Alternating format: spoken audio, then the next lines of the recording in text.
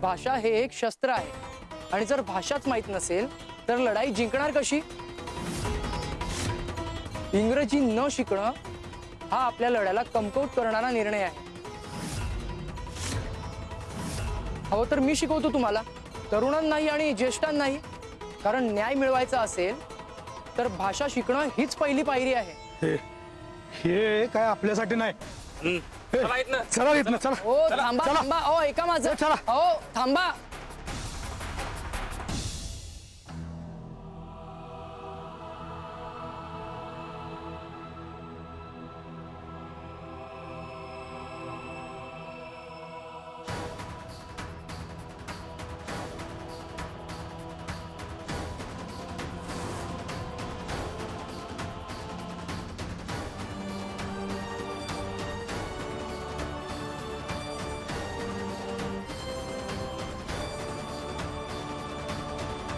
बाळा,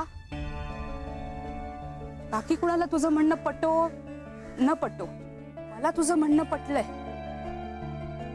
खरंच? हो अरे, माझा नातू संपत, त्यालाही शिकायची फार आवड होती. पुण्याला जाऊन इंग्रजी शिकणार म्हणायचं. मग शिकला तो? नाही अरे, पुण्याला जायच्या अगोदरच आजारपणात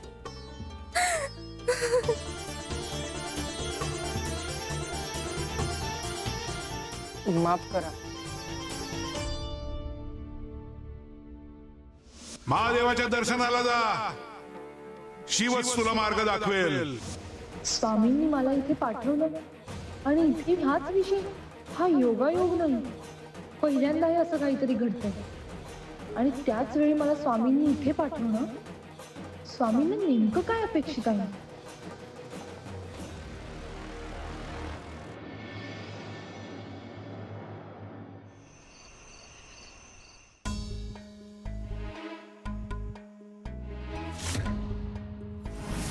स्वामी देवा, ही होडी, हे वल्ल, हे सगळं काय चाललंय? श्री स्वामी समर्थ.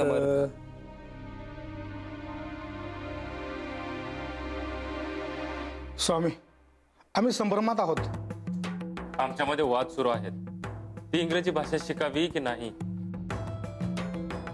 आणि ज्येष्ठांचंही मत आहे, परकीय भाषा शिकणं चुकीचं आहे, पाप लागतं. हा, पण आम्हाला वाटतं शिकावं, म्हणून आम्ही तुमच्याकडे आलोय. आज स्वामी, तुम्हीच सांगा आता काय ते. समजा वेगवेगळ्या देशात तुम्हाला सफरीला जायचंय. ही तुमची होडी आणि हे वल्ल. समजा तुम्हाला जास्तीचं वल्ल दिलं तर त्याचा तुम्हाला फायदा होईल का? हो स्वामी, पण याचा आणि आमच्या अडचणीचा काय संबंध? हो ना स्वामी. शिवशंकर शंभो. अहो स्वामी, देव सांगतायत भाषा म्हणजे वल्ल. आता ज्ञानाच्या समुद्रात विहार करायचा असेल किंवा वेगवेगळ्या क्षेत्रात यश मिळवायचं असेल तर जितक्या जास्त भाषा तितकी जास्त ताकद. एक भाषा एक वल्ल आणि अनेक भाषा म्हणजे अनेक शक्यता.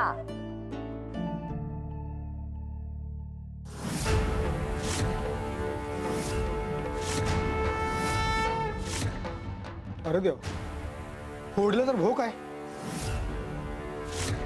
हो, कारण तुमच्याकडे किती वल्ली असली तरी तुमची होडी ही मजबूत असायलाच हवी, नाहीतर तुमचा प्रवास पूर्ण होणारच नाही. म्हणूनच परदेशी भाषा शिका, पण आपली मातृभाषा, आपली संस्कृती ती भक्कम असायला पाहिजे, हे ध्यानात ठेवा. त्याची मुळं घट्ट असतात, तेच झाड वादळातही टिकून राहतं. बरोबर ना सुंदरा मावशी? अगदी बरोबर. झालं, लगेच री ओढली. शिवच्या मदतीने हा विचार पसरवा. त्याच्या माध्यमातून अनेकांचं आयुष्य बदलणार आहे. त्याची सुरुवात झाली आहे. योग्य विचार जन्म घेतो तेव्हा त्याला कोणी अडवू शकत नाही. ज्ञानाची होडी तयार झाली. आता प्रवासाला सुरुवात होणार. शिवहर शंकर नमामि शंकर शिवशंकर शंभो. हे गिरिजापती भवानी शंकर शिवशंकर शंभो.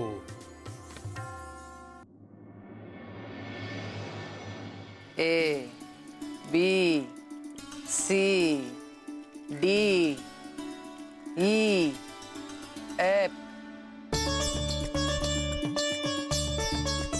ज्ञानाचं बीज मनात रुजवावं लागतं, तेव्हाच ते उगवतं. जमीन कोरडी असली तरी पाणी दिलं की ती सजीव होते. मनाचंही तसंच आहे. L M N O P Q. आज ना उद्या नक्की फुलशील. फक्त थोडं पाणी लागेल.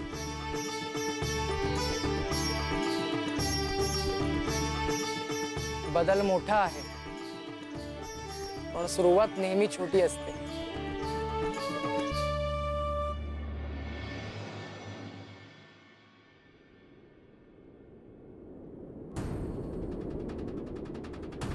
अचानक इतका वारा कुठून आला? हा फक्त वारा आहे की कुठला तरी संकेत?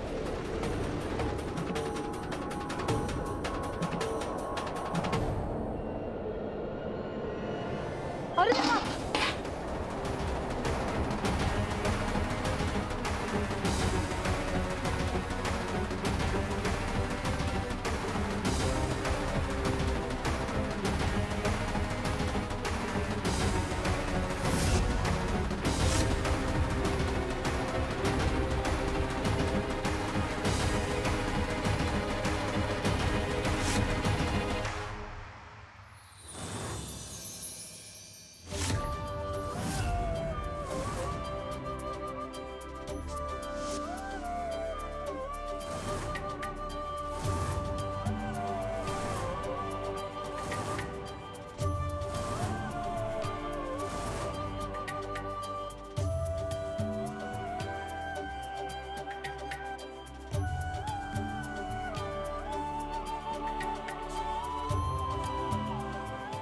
हे वस्त्र आमचे.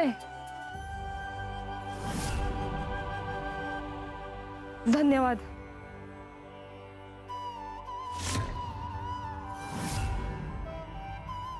पहिली नजर आणि मनाला काहीतरी स्पर्शून गेलं.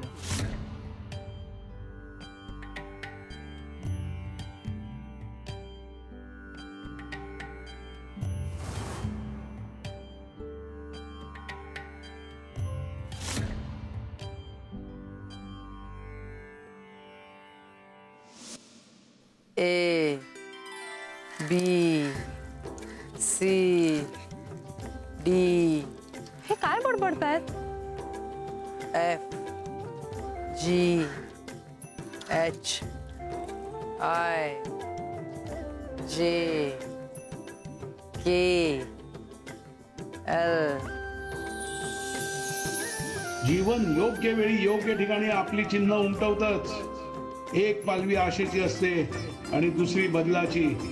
जिथे काल कोरडेपणा होता तिथे आज नवजीवन उगवत आहे. दोन जीव दोन प्रवाह आता एकाच दिशेने वाहायला लागले आहेत.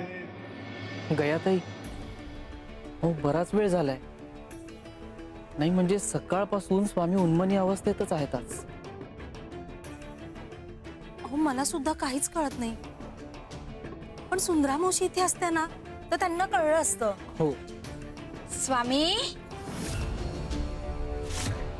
स्वामी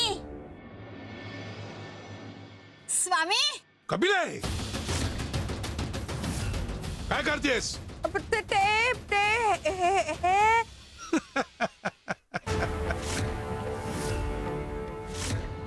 राग आणि क्षणात हसू. गूढतेचा पडदा अजूनच दाट होतो. स्वामी यांना उपदेश ऐकायचा होता.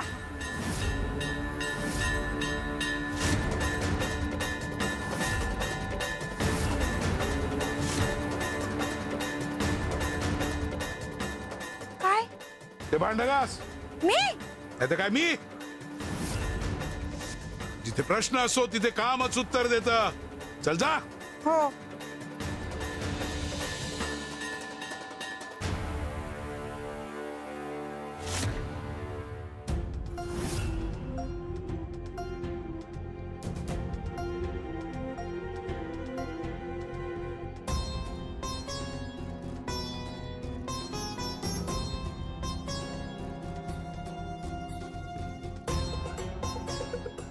आता सांग उपदेश.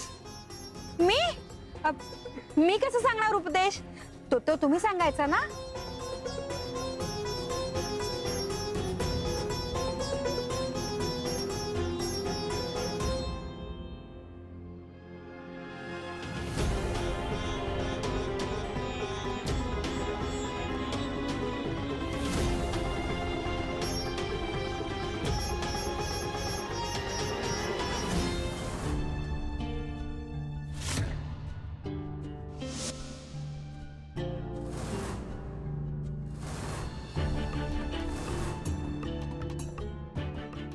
हे वस्त्र आमचे.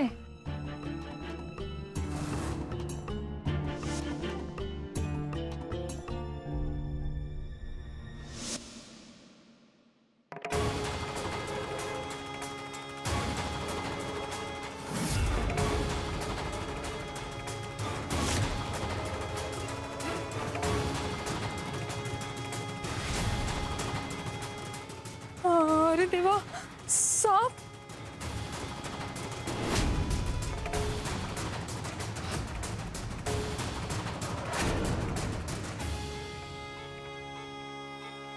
हा साप तर घरात शिरला. कुणी आहे का आत?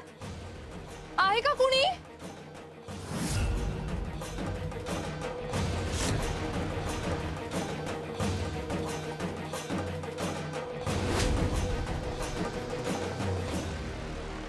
कालचा कार्यक्रम छान पार पडला तुमचा.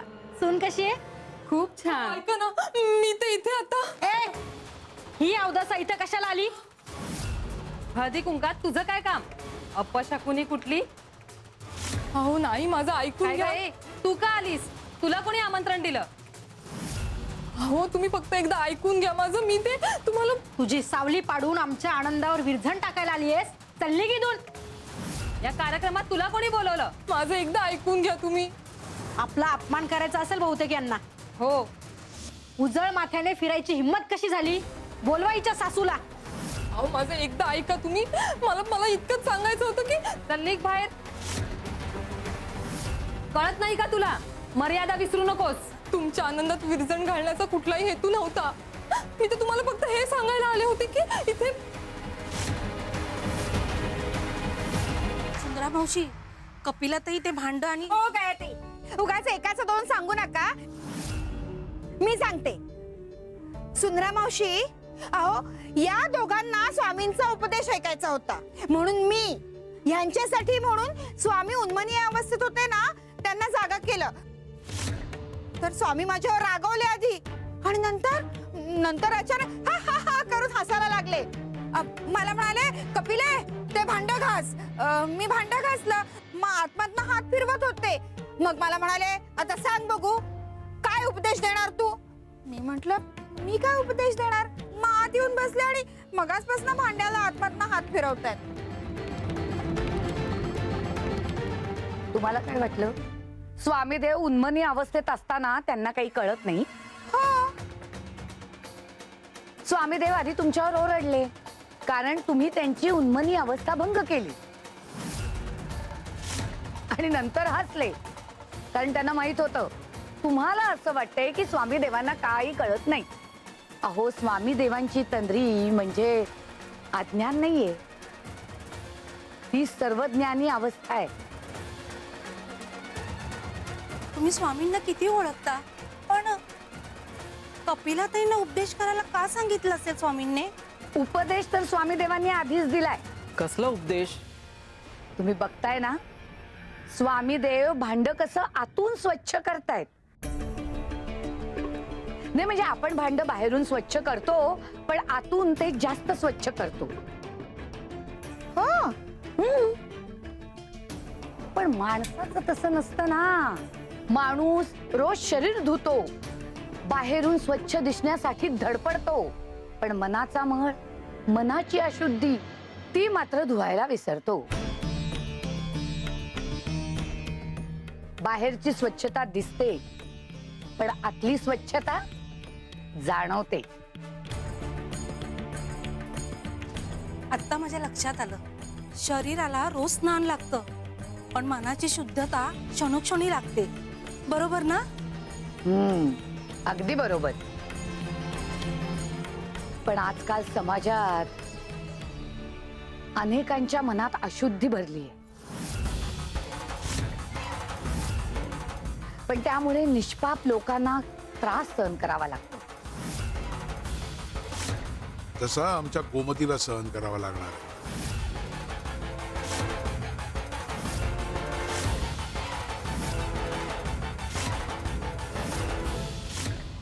काय गे, तुला माहिती नाही का, अशा कार्यक्रमात विद्वांनी यायचं नसतं. अहो मी तुम्हाला फक्त हे सांगायला आले होते की चल निघ इथून, इथे शुभ कार्य चालू आहे. चल निघ. अहो ऐका ना, ते तुमच्या घरात. काय सांगणार आहेस तू? तुझं तोंड उघडलं की अपशगुनच होणार. आधी स्वतःच्या नवऱ्याला खाल्लंस आणि आता आमच्या सौभाग्यावर डोळा आहे का तुझा? पांढऱ्या पायाची कुठली, जिथं जाईल तिथं अनर्थच. मी फक्त तुम्हाला. फक्त काय, आमच्या आनंदाला दृष्ट लावायला आलीयस? आम्ही सुखी आहोत ते तुला बघवत नाही ना. जळती ती आपल्यावर. अहो मला तुम्हाला फक्त हेच तू सांगायचं आधी की- तुझी चूक मान्य कर. किती घाई कशाला ग तुला? घरात कोणी मोठं नाही का तुला समजवायला?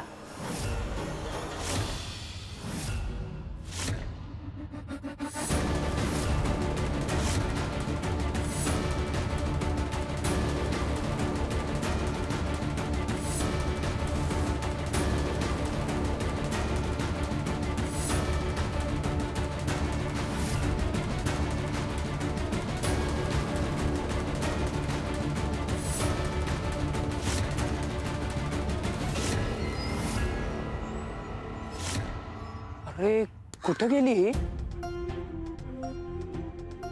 मला सारखे हिचे भास का होत आहेत?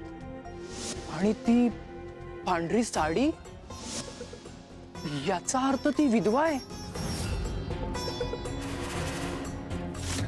म्हणजे मला वाटलं होतं ते.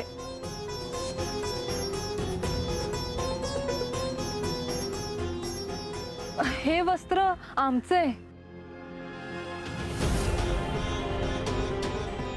धन्यवाद. का इतकं वेगळं असेल हिचं जग?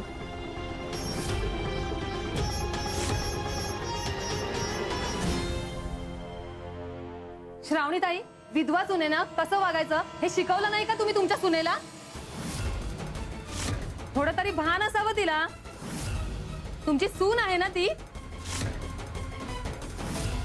मग तिचं पाऊल कुठे पडतं हे शिकवायला नको का तुम्ही तिला? एक तर विधवा सून आणि घराबाहेर फिरते.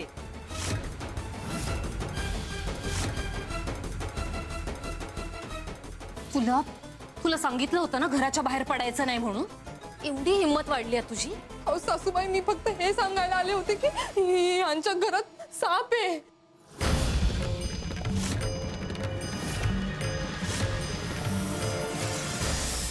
साप.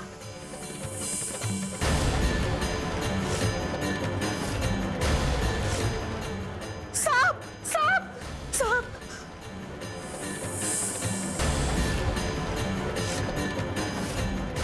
तू चल घरी. चल. ऐक.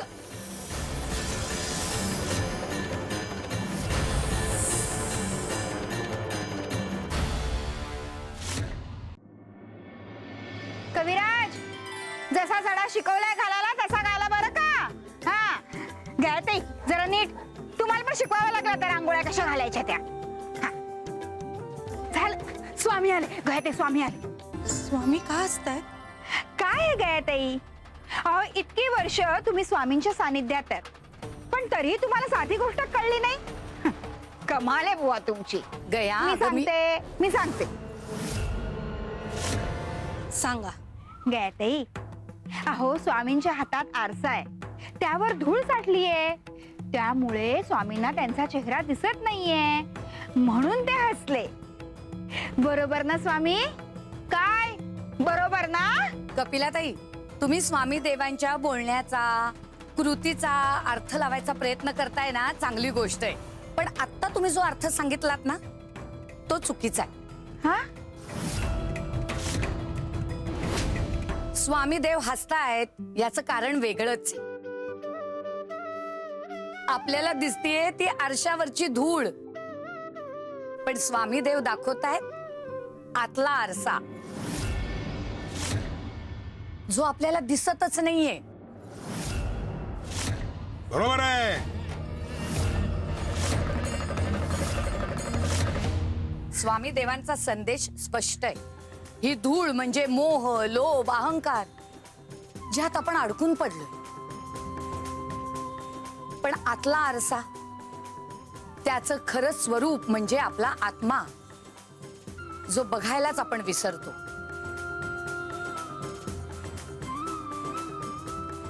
धूळ पुसायचीच असेल ना, तर बाहेरची नाही, आतली पुसा. कपिलाताई, आता तुम्हाला कळला ना स्वामींच्या हसण्यामागचा खरा अर्थ? हा कळलं हो. इतकं टोचून बोलायला नको गया ताई. अहो, मी टोचून नाही बोलत, सहजच बोलले. शिवशंकर शंभू.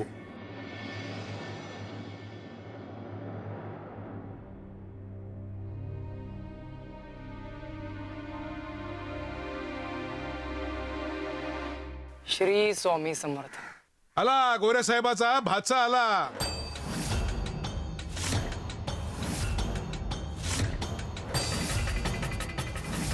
स्वामी मला असं का म्हणतायत? तू गोऱ्या साहेबाची भाषा शिकलायस ना? आपली मातृभाषा म्हणजे आपली आई, आणि परकीय भाषा म्हणजे तिच्या बहिणी. आता तू गोऱ्या साहेबाची भाषा शिकलायस म्हणजे ती झाली तुझी मावशी, आणि तू झालास तिचा भाचा.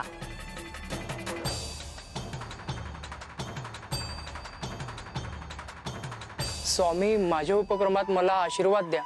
खूप प्रयत्न करूनही गावातला एकही माणूस मला साथ देत नाहीये. मी काय करू स्वामी? आरसा स्वच्छ कर. काय? हो, आरसा स्वच्छ कर.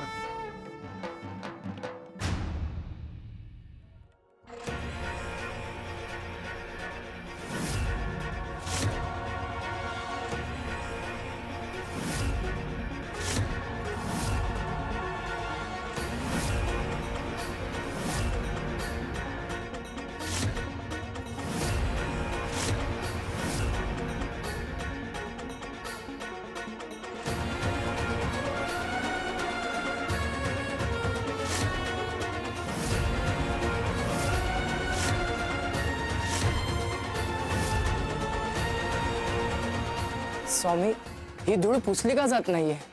कशी पुसली जाणार? वर्षानुवर्षांपासून साचलेली आहे, वाढलेली आहे. ही पुसताना पुसणाऱ्याचा कस लागणार आणि आरशालाही त्रास होणार. स्वामीदेव नेमकं काय सांगताय? ही धूळ आणि हा आरसा नेमकं कोण आहे?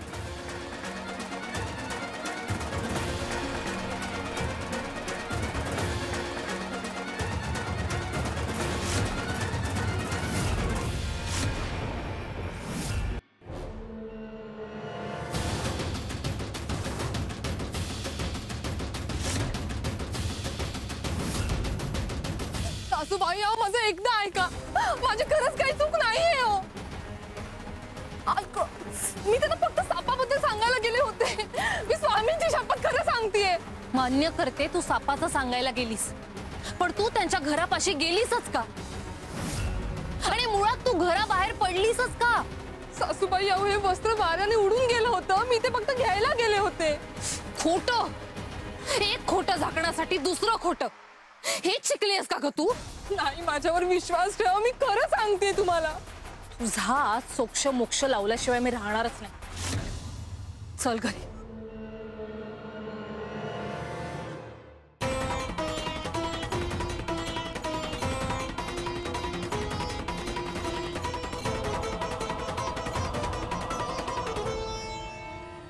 क्षमा करा स्वामी, खूप प्रयत्न केले तरी ही धूळ पुसलीच जात नाहीये. शिव, अरे इथले गावकरी साधे भोळे, त्यांच्यावर परंपरेने इथल्या मातीचे, इथल्या भाषेचे संस्कार केले. त्यात त्यांची काही चूक नाहीये रे, तेच त्यांचं बळ आहे. आणि म्हणूनच त्यांच्या मनात एक भीती आहे.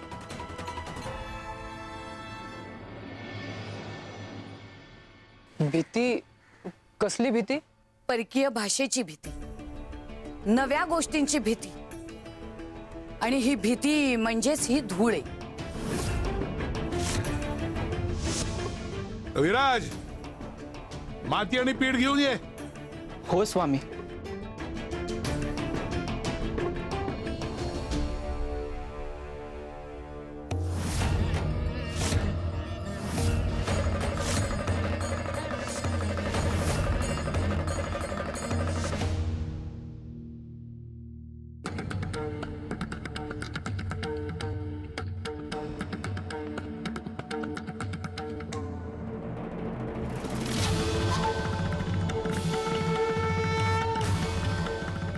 शिव, ही माती म्हणजे आपली भाषा, आपली ओळख, आपली मुळं. आणि हे पीठ म्हणजे गोऱ्या साहेबाची भाषा.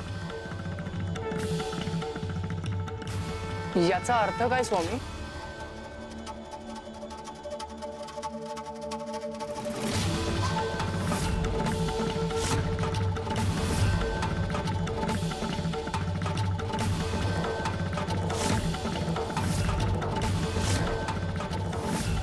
याचा अर्थ असा आहे की परकीय भाषा आपल्या भाषेला गिळून टाकेल अशी भीती इथल्या गावकऱ्यांच्या मनात आहे. आणि आधी तुला ती भीती काढून टाकायला लागणार आहे.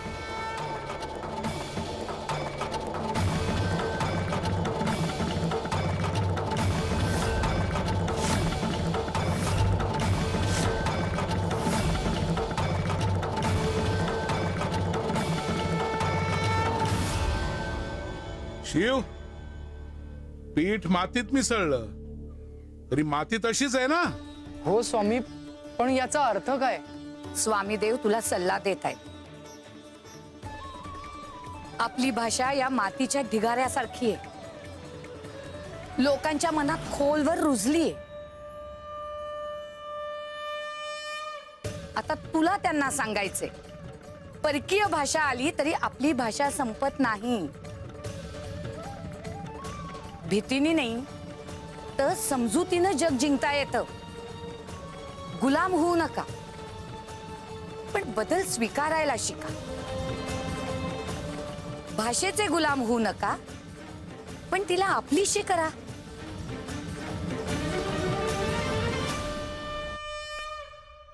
स्वामी, तुम्ही मला आज खूप मोठं मार्गदर्शन केलंय. आता मला कळलंय लोकांमध्ये जाऊन नेमकं बोलायचं काय, त्यांना समजवायचं काय.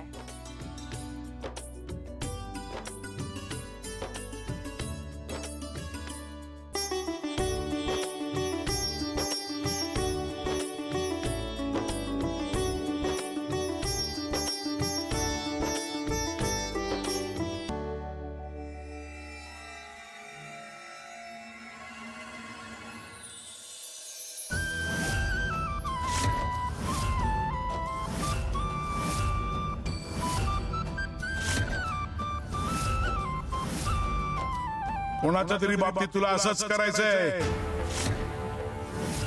स्वामी, कोणाबद्दल?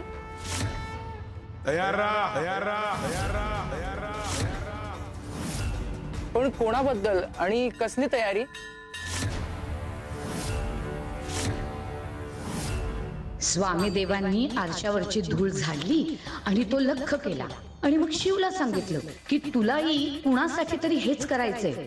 शिवच्या माध्यमातून कुणाचं तरी आयुष्य बदलणार आहेत का?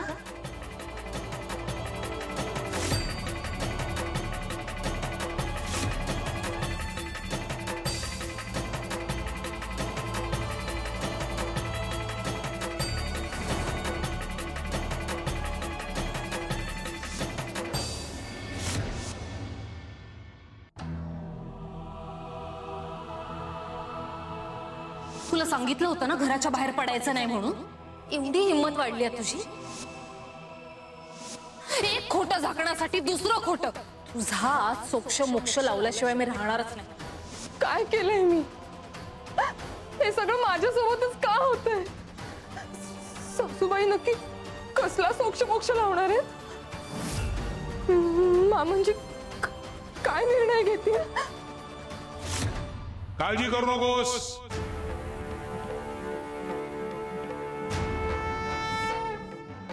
तुझ्या आयुष्याचा निर्णय दुसरा कोणीही घेऊ शकत नाही. तो आम्हीच घेणार आणि आम्ही तो घेतलाय. स्वामी, रडू नकोस. ज्याचं अंतःकरण निर्मळ असतं त्याला कुठल्याही आरोपांची भीती नसते. तुझ्यावर अन्याय झालाय आम्हाला कल्पना आहे, पण एक गोष्ट लक्षात ठेव, आम्ही आमच्या कुठल्याही भक्तावर अन्याय होऊ देत नसतो. चल आमच्या बरोबर. मी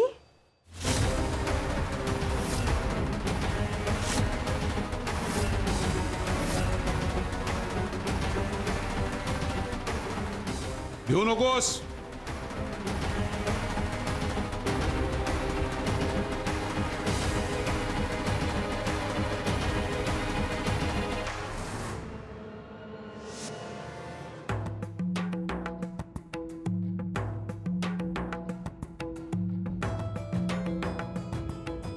कोणाच्या तरी बाबतीत तुला असंच करायचंय.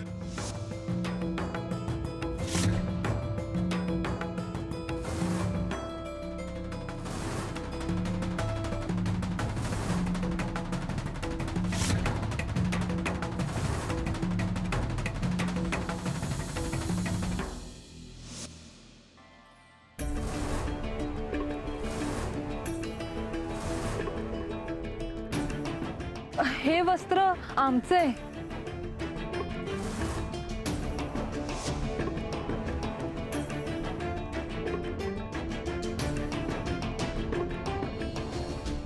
आता पुन्हा जर मी घरात नाही दिसले तर? गोमती, अगं या सगळ्या गोष्टींची काळजी स्वामीदेव घेतील. बरं मला सांग, हे रोप कधी बहरेल?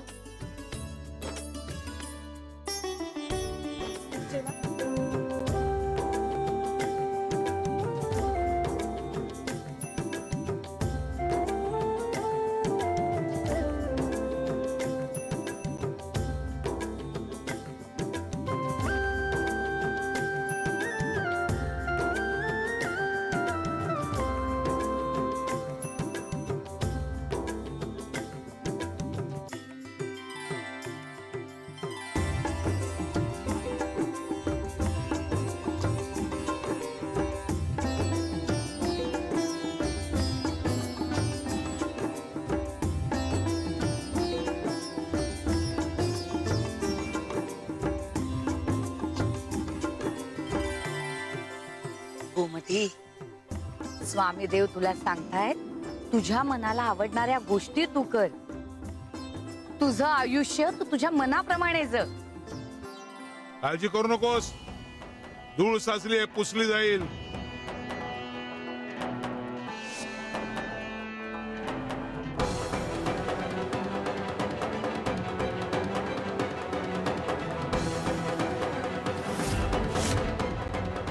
कोणाच्या तरी बाबतीत तुला असंच करायचंय.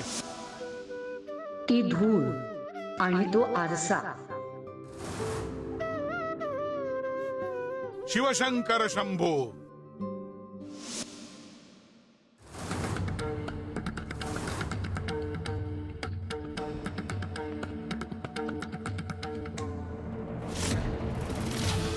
तुला माघार घेता येणार नाही. तुला जगावंच लागेल.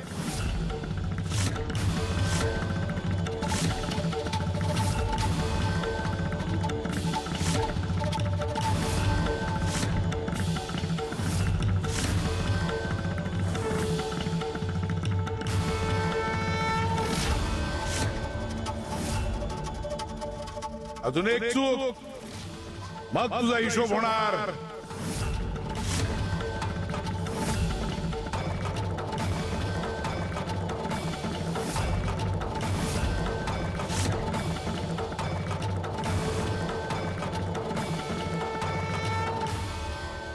सुंदरा मावशी, हे काय चाललंय? म्हणजे स्वामी दगडांशी का बोलतायत? स्वामी कशाबद्दल बोलतायत मला काहीच कळत नाहीये.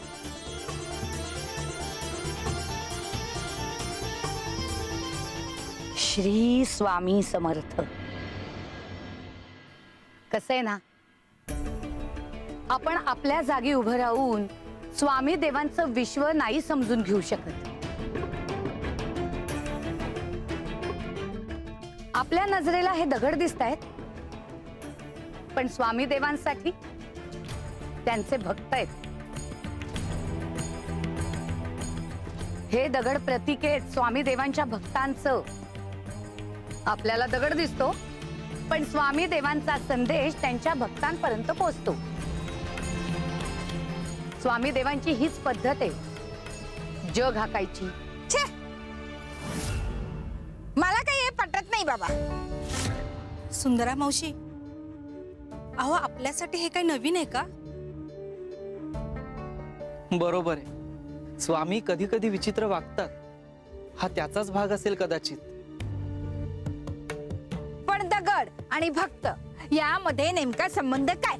सांगा ना, सांगा काय संबंध? हा, कसं आहे ना, आपण एखादी गोष्ट लक्षात ठेवण्यासाठी ती कुठेतरी लिहून ठेवतो, पण स्वामी देवांचा संदेश सर्वत्र पसरलाय. जगाचे नीती नियम आपल्यासाठी, स्वामी देवांसाठी नाही.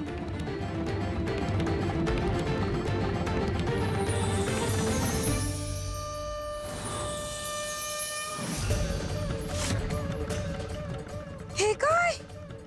दगडांवर नावा कशी?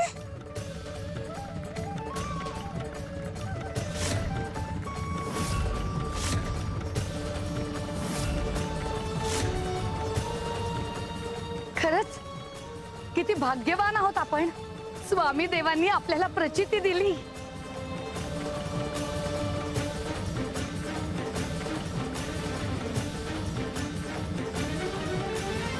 आज झाले तुझे अत्याचार.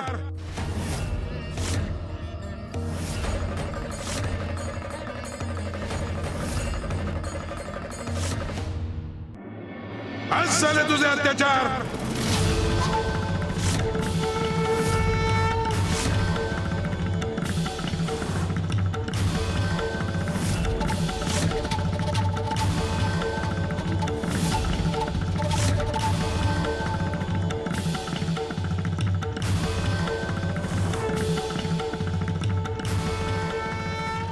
घाबरले ना मी. स्वामी, आधीचे दगड तुम्ही गावाबाहेर भिरकावले आणि हा दगड मात्र गावात. म्हणजे स्वामी, ती व्यक्ती गावातलीच कोणी आहे का?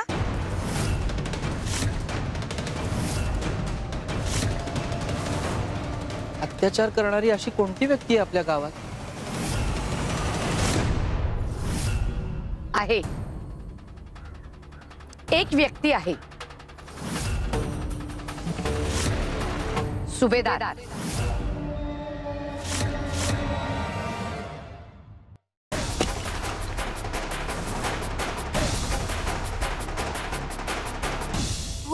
हा दगड कोणी फेकला? अहो थोडक्यात वाचलो आपण. हे असं दगड अंगावर पडणं चांगलं लक्षण नसतं. श्रावणी, असं काही नसतं. लहान पोरं खेळत असतील, खेळता खेळता दगड पडला असेल इथे. भलतं सलतं मनात आणू नकोस. बाकी सगळं सोड. आपण जे ठरवलंय ना ते आपल्याला आज पार पाडायचंय, लक्षात ठेव.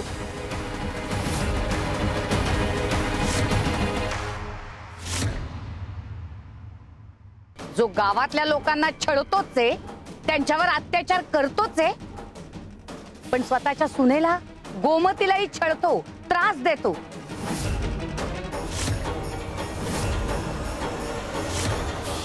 सासूबाई, अहो काय करता? सासूबाई थांबा. काय झालं सासूबाई? तुझ्या बाबतीत निर्णय घेतलाय आम्ही. तुला या घरात राहण्याचा काही एक अधिकार नाही, काही एक अधिकार नाही, काही एक अधिकार नाही. हे गाठोडं घे आणि आत्ताच्या आत्ता बाहेर चालती हो. सासूबाई, मी तुमच्या पाया पडते. असं नका करू सासूबाई. ऐकलंस ना? निघ इथून. मामंजी अहो असं नका करू. मी काही चुकीचं केलं नाहीये हो. रोज रोजचा मनस्ताप नकोय आम्हाला. बस झाला आता.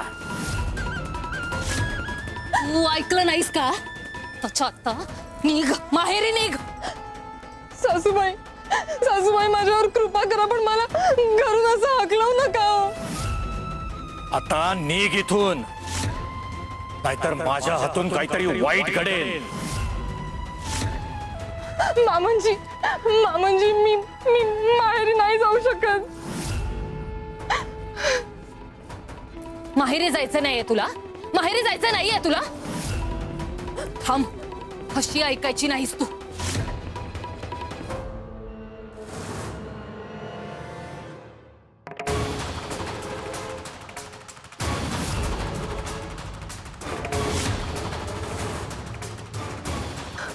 हे घे, हा दगड घे, नदीत उडी टाक आणि संपव सगळं.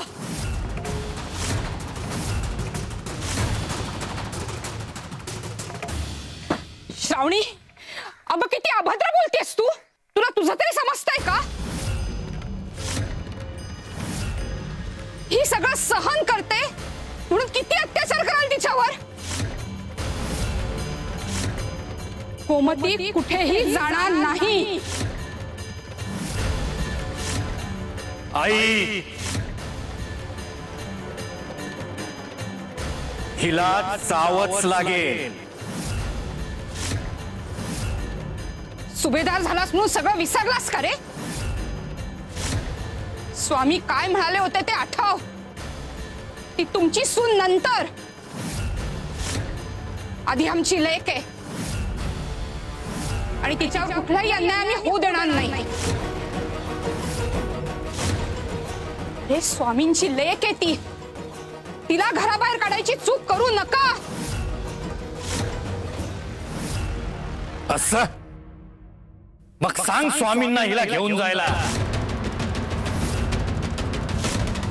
हिला घरातून हकलण्यापासून प्रत्यक्ष स्वामी सुद्धा मला अडवू शकत नाही.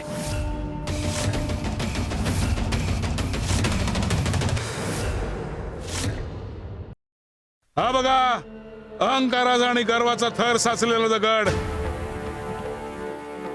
त्याला वाटतं की आपल्याला कोणी फोडू शकत नाही.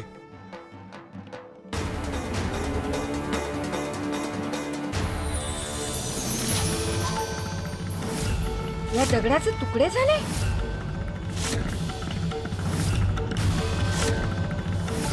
हे कसं शक्य आहे? अहंकार कितीही कठीण असला तरी तो मोडून काढायला सत्याची एक टिचकी पुरेशी असते.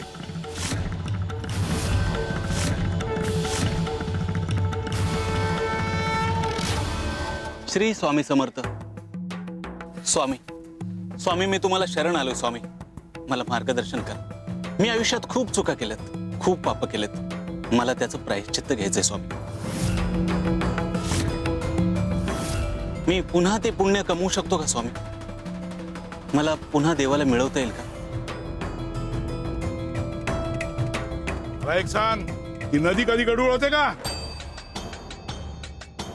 हो स्वामी, तिच्यामध्ये जर कधी कचरा जमा झाला तर ती दूषित होते. पूर्ण गढूळ कधी होते? पावसाळ्यामध्ये जेव्हा पाऊस येतो आणि नदीला पूर येतो, जेव्हा तिच्यामध्ये माती आणि गाळ जमा होतो, तेव्हा ती पूर्णपणे दूषित होते स्वामी. ती कायम तशीच राहते का? नाही स्वामी, हळूहळू ती पुन्हा स्वच्छ होऊ लागते. माणसाच्या आयुष्याचंही असंच असतं. कधी मोहाचा कचरा तर कधी स्वार्थाचा कचरा मनात साठतो. मग माणूस त्या विकाराच्या आहारी जाऊन पापाकडे वळतो. पण ही अवस्था कायमची नसते. पापाकडून प्रायश्चित्ताकडे आणि प्रायश्चित्ताकडून पुण्याकडे माणूस कधीही वळू शकतो. देवाचे दरवाजे कधीच बंद नसतात. माणूस स्वतःला बंद करून घेतो. सावरायची, सुधारायची संधी प्रत्येकाला मिळत असते. धन्यवाद स्वामी, तुम्ही मला मार्ग दाखवलात. श्री स्वामी समर्थ. अशीच संधी सुभेदारालाही मिळू शकते. मागे फिरायचं की फिरायचंच नाही, त्याने ठरवायचंय. शिवशंकर शंभो. हे चूक आहे. अन्याय करताय तुम्ही तिच्यावर. आई तू मध्ये पडू नकोस. हो सासूबाई, तुम्ही ना हिची बाजू बघतच नाही म्हणून आम्ही चुकीचे वाटतो तुम्हाला. मग मलाही माहेरी पाठवा. मीही निघून जाते इथून. आई काय बोलतेस तू? मी माझ्या नातसुनेवर होणारा अन्याय सहन करू शकत नाही. माझा नातू जिथून कुठून हे सगळं बघत असेल, काय वाटत असेल त्याच्या आत्म्याला? सासूबाई, तुम्हाला फक्त हिचीच बाजू दिसते म्हणून तुम्ही हिच्या सगळ्या चुका दुर्लक्षित करता. तिच्या चुका? तुम्ही तिला आधीच चुकीचं ठरवलंय म्हणून तिची प्रत्येक गोष्ट चुकीचीच वाटते तुम्हाला. तुमचा तिच्यावर विश्वास नाही, मग तिला कसा न्याय मिळणार? गोमतीला घरात घेणार आहात की नाही? नाही नाही नाही नाही नाही.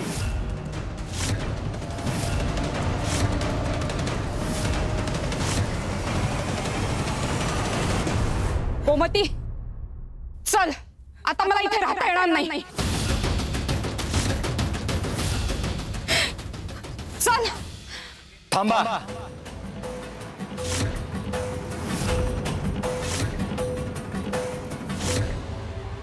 गोमती, शेवटची संधी देतो तुला. यापुढे अशी चूक केली तर तू विचारही करणार नाही अशी शिक्षा देईन तुला.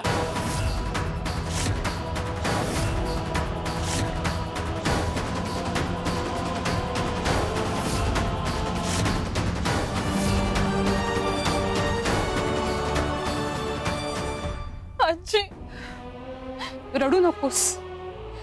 मी आहे तुझ्या सोबत. स्वामी, हिच्या आयुष्यातली दुःख संपवा. हिला न्याय द्या आणि तिला जगण्याची नवी ताकद द्या.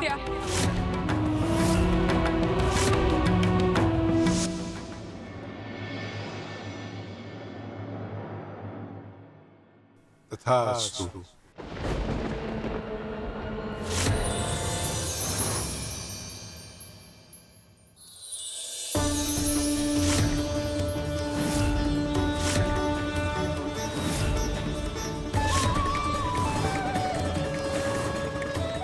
हा दगड लाल कसा झाला?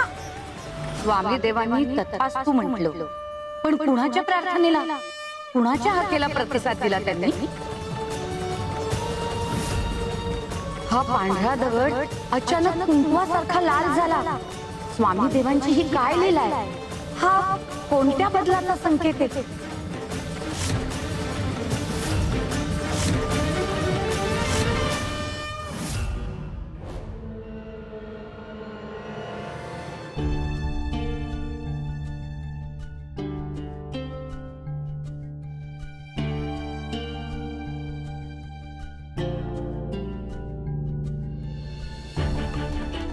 आजोबा, तुम्ही वर्ग घेण्यासाठी जागा दाखवणार होतात ना?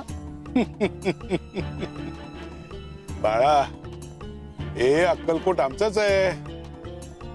तू ही जागा निवडू शकतो तुझे वर्ग घेण्यासाठी.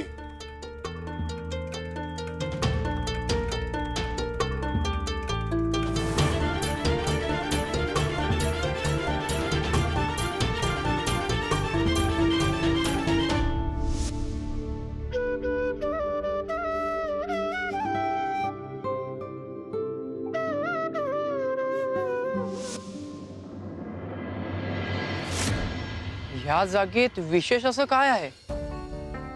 ही तर फक्त मोकळी जागा आहे.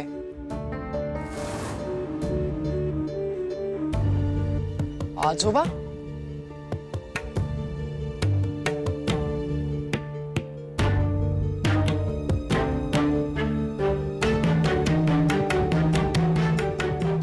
हे रोपटं आत्ताच कोणीतरी लावलेलं दिसतंय. याला असंच ठेवलं तर गुरं वगैरे खाऊन टाकतील.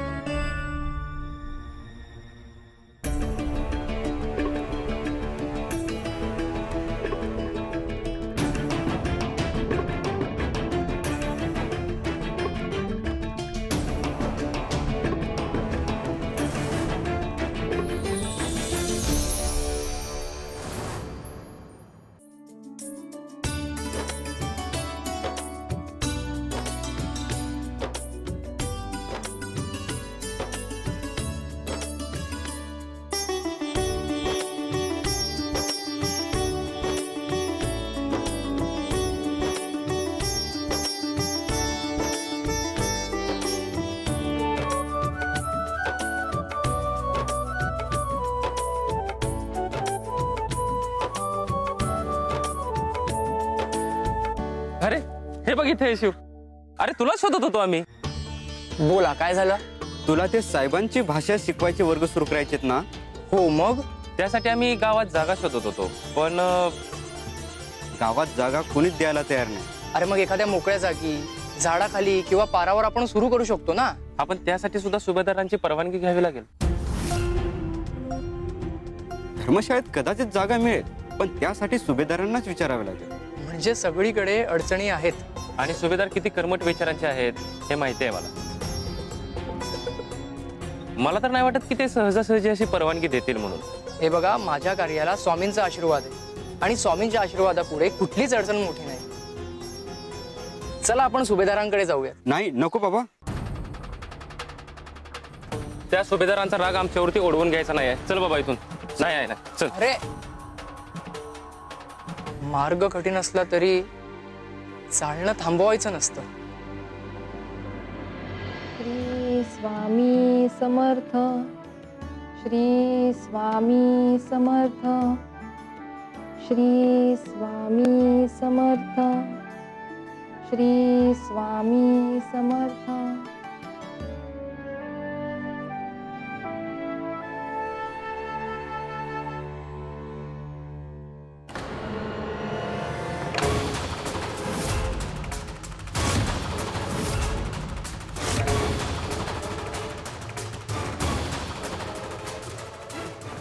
साप? आजी, आजी, काय झालं ग? आजी, या लाकडांमध्ये सापाची कात आहे. कात?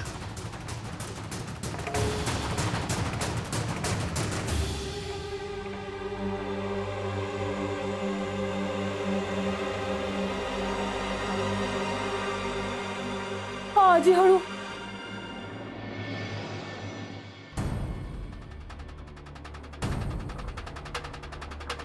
स्वयंपाकाचं बघ आता.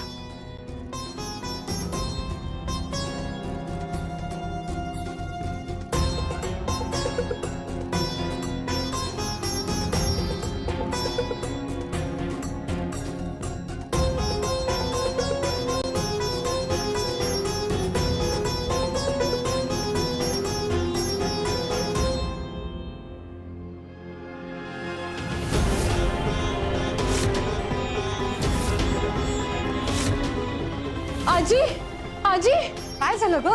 आम्ही चूल तयार करण्याआधीच कोळसे पेटले. कुठे आहेत कोळसे?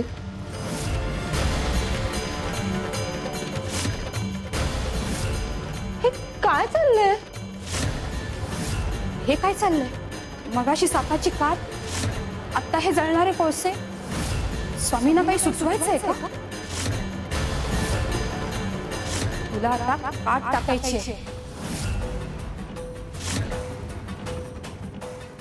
काट टाकणं म्हणजे नवीन आयुष्य सुरू करणं.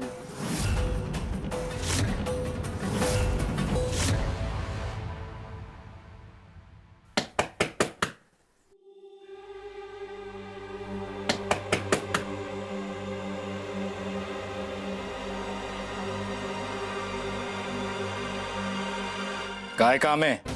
नमस्कार, माझं नाव शिव, राहणार पिराची वाडी. एका कामासाठी आलो. नाव गाव कळलं, तुझं गोत्र काय, कुळ काय, धर्माचरण कोणतं आहे तुझं? नाव आणि गाव पुरेसं आहे. बाकी जाणून घेण्याची काय गरज आहे तुम्हाला? त्यावरूनच कळतं माणूस कसा आहे ते, आणि त्यावरच ठरवतो मी त्याला घरात घ्यायचं की नाही. मला बाकी सांगण्याची गरज वाटत नाही. तुम्ही घरात घेतलं नाही तरी काही हरकत नाही. हा माझा अर्ज आहे, हा अर्ज स्वीकारा.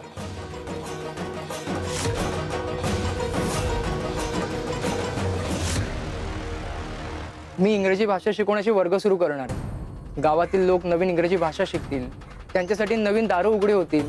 त्यासाठी जागा हवी आहे. गावातील 2-4 जागा सुचवल्या आहेत, त्यापैकी कुठलीही चालेल, फक्त तुमची परवानगी हवी आहे.